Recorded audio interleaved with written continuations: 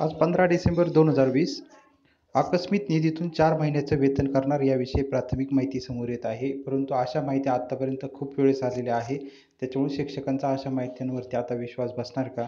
त्याची नेमकी सविस्तर काय घडामोड आहे ती आपण पुढे बघणार आहोत. त्यानंतर पदवीधर आमदार विक्रम काळे यांनी सभागृहात मांडला विनाअनुदानित शिक्षकांच्या वेतनाचा प्रश्न.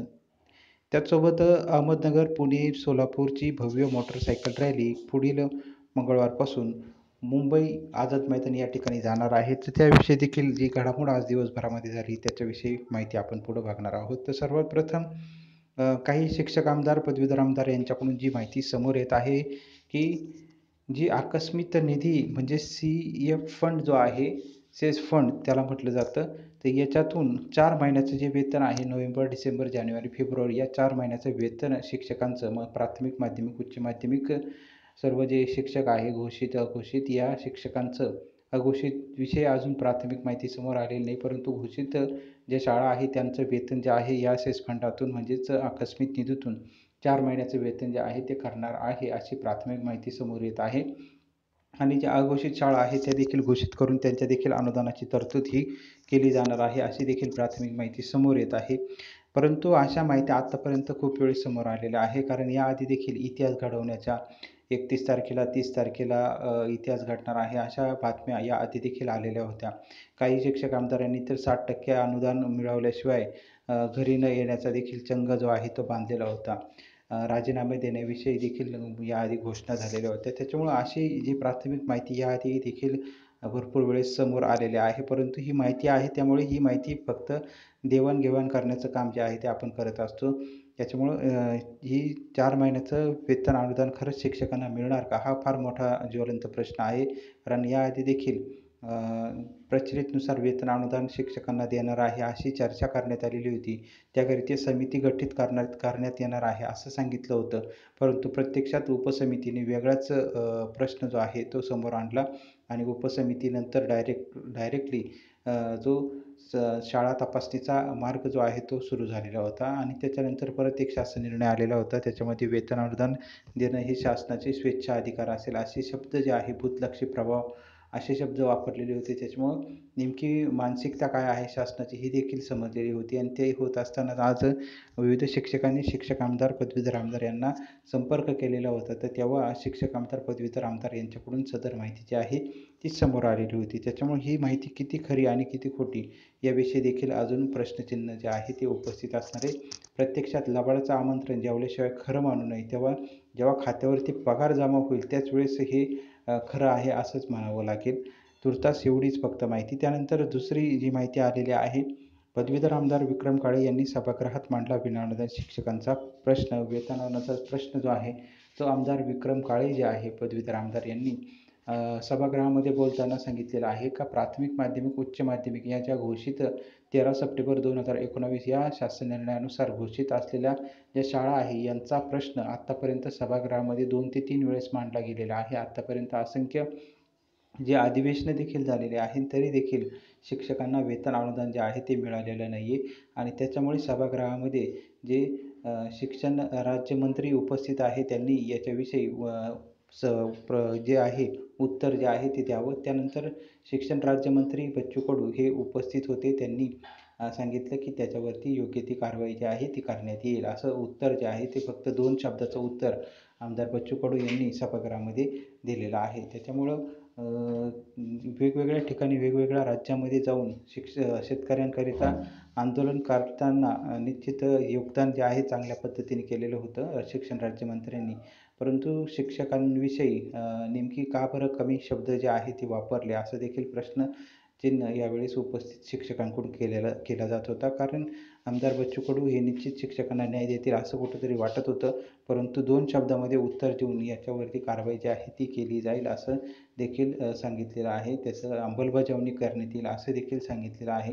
त्याच्यामुळे खरंच अंमलबजावणी करण्यात येईल की त्याच्यावरती देखील अजून प्रश्नचिन्ह आहे. कारण लबाडाचं निमंत्रण जेवल्याशिवाय खरं मानू नये असं सर्वसामान्य शिक्षकांना वाटत आहे. त्याच्यामुळं खरंच शिक्षकांना अनुदान मिळेल का? हा देखील प्रश्न अजून जो आहे तो अनुत्तरितच आहे. त्याच्यामुळं येत्या काळामध्ये खूप मोठा संघर्ष जो आहे तो शिक्षकांकडून उभारला जाऊ शकतो आणि याचीच प्रचिती जी आहे ती महाराष्ट्रामध्ये येताना पाहायला भेटत आहे. वेगवेगळ्या तालुक्यांमधून, वेगवेगळ्या जिल्ह्यांमधून सर्व शिक्षक जे आहे स्वयंस्फूर्तीने आता एकत्र येत आहे. याचं कारण जर बघितलं आपण तर शिक्षकांच्या चळवळीचे नेते जे आहे शिक्षकांकरिता शिक्षक आमदार, पदवीधर आमदार या निवडणुकीमध्ये उभे राहिलेले होते. परंतु अ, काय वेगवेगळ्या कारणामुळे या सदर शिक्षक आमदार, पदवीधर आमदार उमेदवारांना शिक्षकांच्या चळवळीतील जे नेते होते यांना कमी मतदान झालेलं होतं आणि जे माजी आमदार आहे हे देखील पराभूत झालेले होते. असे काही धक्के जे आहे ते शिक्षण क्षेत्रामध्ये शिक्षकांनी पाहिलेले आहे आणि त्याच्यामुळं आंदोलन आता कोण करणार आहे असा प्रश्न सध्या महाराष्ट्रामध्ये उपस्थित झालेला होता. शिक्षकांचे जे चळवळीतील नेतेच आहेत तेच त्यांच्याकडून त्यांनाच पराभूत व्हावं लागल्यामुळे त्यांना देखील वाटत होतं का मतदान कमी झालं याचा अर्थ नेतृत्व शिक्षकांना मान्य नाही की काय. त्याच्यामुळं सदर जे चळवळीतील नेते जे आहेत त्यांनी थांबण्याचा निर्णय जो आहे तो घेतलेला होता. आता किती दिवस थांबणार आहे की परत आंदोलन सुरू करणार आहे की असा देखील प्रश्न जो आहे तो उपस्थित शिक्षकांकडून होत आहे. कारण ज्या काही विविध शिक्षक संघटना आहेत त्यांच्या अध्यक्षांवरती खूप मोठे आरोप जे आहे ते आत्तापर्यंत झालेले आहे की पैसे देऊन पाठिंबा देण्याविषयी देखील आरोप जे आहे ते झालेले आहे. त्याच्यामुळे अशा मॅनेज होणाऱ्या जर शिक्षक संघटना असतील तर निश्चित महाराष्ट्रामध्ये वेतन आयोगाचा प्रश्न कधीच सुटू शकत नाही. कारण मॅनेज होणारे जर अध्यक्ष संघटनेचे असतील तर ते आंदोलनही करू शकत नाही आणि ते फक्त शिक्षक आमदार, पदवीधर आमदार यांच्याकडून जे फोनवरून जेवढी माहिती मिळेल तेवढीच माहिती फक्त महाराष्ट्रातील शिक्षकांना सांगण्याचं काम करतील आणि जेव्हा निवडणुका असतील तेव्हा पैसे घेऊन पाठिंबा देण्याचं काम जे आहे या शिक्षक संघटना करतील. त्याच्यामुळेच या शिक्षक संघटनांचं जे विश्वासार्हता आहे ती फार कमी प्रमाणामध्ये झालेली आहे आणि त्याच्यामुळं शिक्षकांना विनाअनुदानित शिक्षकांना कुठल्याही पद्धतीचं नेतृत्व सध्या एक फार मोठ्या नेतृत्वाची पोकळी जी आहे ती महाराष्ट्रामध्ये निर्माण झालेली आहे. जे काही अध्यक्ष वेगवेगळ्या संघटनेचे आहे त्यांच्याकडून कुठल्याही पद्धतीची रणनीती जी आहे ती आखली गेलेली नाही आहे. कशा पद्धतीने पुढचं काय करायचं आहे, कशा पद्धतीने अनुदान मिळवायचं आहे याकरिता देखील शिक्षकांना विश्वासात घेतलं गेलेलं नाही आहे.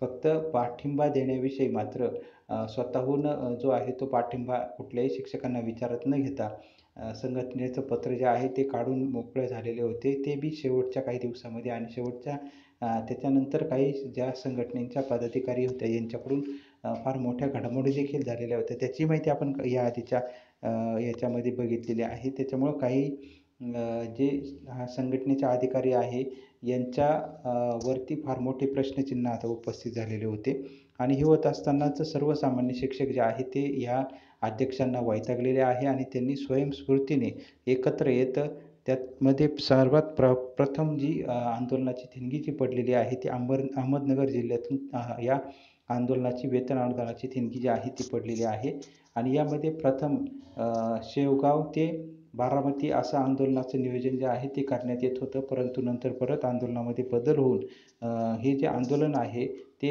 अहमदनगर, पुणे, सोलापूर या जिल्ह्यातील सर्व शिक्षकांनी अहमदनगरमधील शिक्षकांना सहभाग दाखवला आणि त्यानंतर पुणे आणि सोलापूर या जिल्ह्यातील शिक्षकांनी जेव्हा अहमदनगरच्या नगर जिल्ह्यातील शिक्षकांना पाठिंबा दिला तर त्यानंतर हे जे नियोजन जे आहे ते आता अहमदनगर, पुणे, सोलापूर या जिल्ह्यातील शिक्षक जे आहे ते येत्या मंगळवारपासून जी मोटरसायकल रॅली आहे ती आझाद मैदानाच्या दिशेने रवाना करणार आहे. ठिकठिकाणी थांबे घेत जेवणाची व्यवस्था काही ठिकाणी असणार आहे. अशा पद्धतीने अत्यंत कमी प्रवास करत हळूहळू जे आहे ते आझाद मैदानामध्ये रॅली जी आहे ती काढणार आहे आणि सर्वात महत्त्वाचं कुठल्याही पद्धतीचं निवेदन वगैरे जे आहे ते या रॅलीमध्ये दिलं जाणार नाही आहे. कारण आत्तापर्यंत असंख्य वेळेस निवेदनं देऊनसुद्धा काम जे आहे ते झालेलं नव्हतं. त्याच्यामुळं यामध्ये कुठल्याही पद्धतीचं निवेदन जे आहे ते दिलं जाणार नाही असं देखील काही शिक्षक संघटनेच्या पदाधिकाऱ्यांकडून ही माहिती देण्यात आलेली आहे, प्रसिद्ध करण्यात आलेली आहे. त्याच्यामुळे वेतन अनुदानाकरिता आत्ता जरी सेस फंडाची माहिती आज जरी सांगण्यात आलेली आहे तरी देखील शिक्षकांचा या माहितीवरती विश्वास नाही आहे. कारण याआधी देखील अशा माहित्या भरपूर वेळेस आलेल्या आहेत. 60% अनुदान, 40% अनुदान, 20% अनुदान मिळणार आहे. प्रचलितनुसार वेतन अनुदान मिळणार आहे. अशा बातम्या खूप वेळेस शिक्षक आमदार, पदवीधर आमदार यांच्याकडून आलेल्या आहे. त्याच्यामुळे प्रत्यक्षात आता आझाद मैदानामध्ये उतरल्याशिवाय पर्याय राहणार नाही असं सर्वसामान्य शिक्षकांना वाटतंय आणि आज जे आझाद मैदानामध्ये एक खूप मोठं आंदोलन जे आहे ते महिला वर्गाकडून उभारलं गेलेलं होतं. याची नोंद स्वतः सुप्रिया सुळेताईंनी देखील घेतलेली होती. स्वतः सुप्रिया सुळेताई आझाद मैदानामध्ये आज आलेल्या पाहायला मिळाल्या होत्या सर्व शिक्षकांना. आणि त्याच्यानंतर हे जी घडामोड जी आहे ती महाराष्ट्रामध्ये फार पटकन झालेली आहे. त्याच्यामुळे सदर जे आंदोलन जे आहे ते शिक्षकांकडून उभारलं जात आहे. आणि या आंदोलनाची जी काही माहिती आहे वेळोवेळी शिक्षकांकडून आल्यानंतर ती माहिती आपण वेळोवेळी बघणार आहोत.